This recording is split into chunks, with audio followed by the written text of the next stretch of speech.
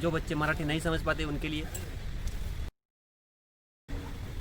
जिन बच्चों का अभी तक एडमिशन नहीं हो पाया है, जो भी कारण हो, लेकिन जो भी दिक्कतें हैं वो दूर करके आपको एडमिशन मिले, इस तरह से सिस्टम चल रहा है। तो आपको भी इस सिस्टम को कोऑपरेट करना चाहिए। तो पहली बात क्या करनी ज़रूरी है, तो आपको ऑप्शन फॉर्म लॉक करना ज़रूरी है। जो भी ऑप्शन फॉर्म लॉक करना भूल जाएगा, समय में लॉक नहीं कर पाएगा, उसका एडमिशन इस राउंड में नहीं हो सकता है, वो इस राउंड में अंदर नहीं आ सकता। दूसरी बात है, जो बच्चे कट ऑफ देख कर अपना फॉर्म नहीं भरते हैं, कट ऑफ बहुत हाई है और अपने मिले हुए अंक कम है, तो उस बच्चे को उस कॉलेज में एडमिशन मिलने की संभावना कम होती है। तो इसलिए मेरी आप सभी को विनती है कि आपको मिले हुए अंक और उस कॉलेज का कट ऑफ, इसमें ज़्यादा अंतर ना हो, इस तरह से आपको फॉर्म भरने की ज़रूरत है। बायफोकल की admission process parallelly special round second के साथ चलने वाली है और वो पूरी तरह से कॉलेज लेवल पे चलने वाली है।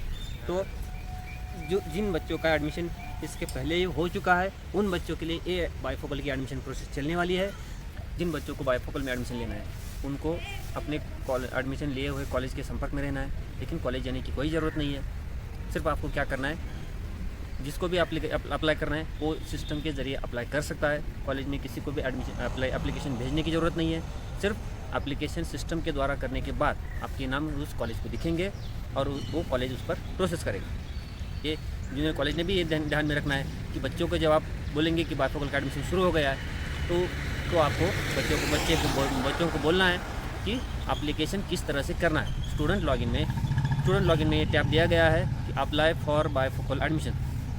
उस टैब के ज़रिए स्टूडेंट्स उनको जिस सब्जेक्ट बायफोकल सब्जेक्ट के लिए एप्लीकेशन करना है, वो वहाँ से ऑनलाइन अप्लाई कर सकता है। और वही नाम जिन बच्चों ने एप्लीकेशन किया हुआ है, वो नाम उस कॉलेज के लॉगिन में दिखेंगे।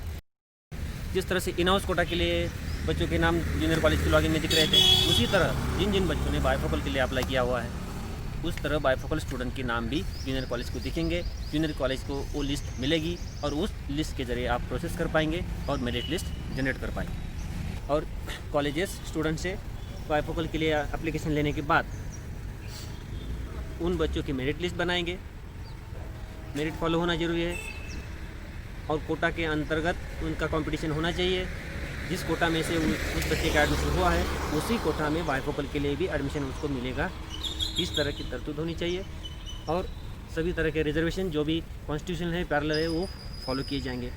तो बायफोकल में जूनियर कॉलेज के लिए क्या करना है, जो भी बच्चों जिन बच्चों का ये इसके पहले एडमिशन हो चुका है, उन बच्चों को पहले आपको कॉल करके बोलना पड़ेगा कि अभी बायफोकल को आपको एडमिशन लेना है, तो आपको अप्लाई करना है।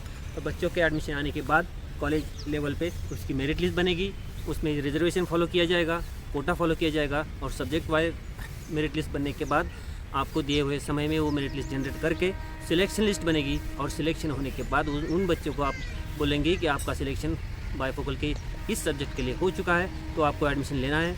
तो आपको एडमिशन का समय शेड्यूल में देखने को मिलेगा। तो मेरी विनती है पेरेंट्स से, बच्चों से, कॉलेज से कि अपना जो टाइम टेबल है, शेड्यूल है उसको ध्यान से फॉलो करें।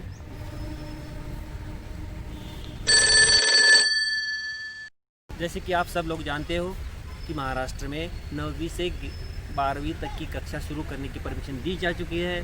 सिटी एरिया छोड़ के बाकी के कॉलेजेस भी शुरू हो चुके हैं, तो हमें भी कॉलेज शुरू करने हैं। इसलिए हमारे ज़्यादातर बच्चों का एडमिशन हो, यही हमारा प्रयास है और इसी में सभी की भलाई है। इसलिए जल्द से जल्द ज़्यादा से ज़्यादा एडमिशन हो और हमें आशा है कि इस राउंड में एडमिशन का परसेंटेज बढ़ेगा और कॉलेज शुरू करने में हमें कोई दिक्कत नहीं आएगी। इसलिए बच्चों, पेरेंट्स, ध्यान रखो, दिए हुए सूचना के हिसाब से अप्लाई करो और से जल्द आपका एडमिशन हो, इस तरह से प्रयास करो। सबने एक दूसरे को मदद करनी है। एक कलेक्टिव वर्क है, टीम वर्क है। स्टूडेंट हो, पेरेंट्स हो, जूनियर कॉलेज हो, स्कूल हो या गाइडेंस सेंटर हो, सभी ने एक दूसरे को मदद करने की ज़रूरत है और सभी ने एक साथ चलेंगे। हम सब लोग एक साथ चलेंगे तो ये एडमिशन प्रोसेस जल्द से जल्द ख़त्म करेगा और हर एक बच्चे को एडमिशन मिलने में हमारी मदद होगी। धन्यवाद।